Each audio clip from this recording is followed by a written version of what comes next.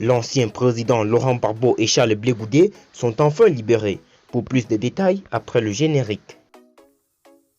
Avant de commencer, n'oubliez pas de vous abonner et d'activer la cloche de notification, car cela va vous permettre de ne plus manquer les prochaines vidéos.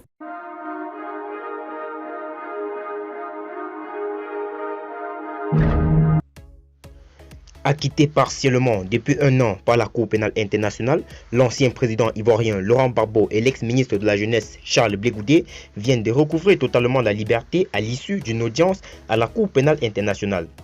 L'on vient d'assister à un revirement spectaculaire des affaires Gbagbo et Blé Goudé devant la Cour pénale internationale.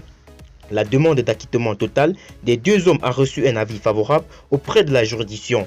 Ils ont donc été exemptés de toute poursuite à l'issue d'une audience le 23 avril à La Haye.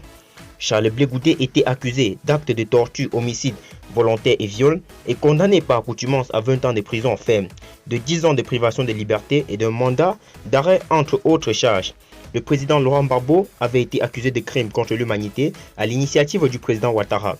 La juridiction, non seulement, a rangé leur affaire ce 23 avril, mais elle a surtout révélé son incompétence à connaître le procès des dirigeants africains, fut-il grave ou non. Les Africains doivent être jugés en Afrique par les juridictions de leurs pays respectifs. La libération de Laurent Gbagbo et Charles Blé Goudé vient, à coup sûr, rebattre les cartes de géopolitique dont le RHDP semblait vouloir se taguer en asphyxiant toute adversité. Le dauphin de Ouattara a une forte adversité à tenir à présent.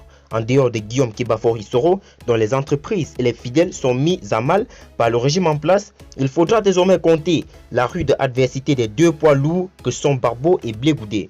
La riposte est d'autant plus à prendre au sérieux parce que Laurent Gbagbo était resté jusque-là attentif aux difficultés rencontrées par ses compatriotes. Avec la menace du Covid-19, il a initié une réflexion anticipative et prospective sur l'avenir de l'Afrique.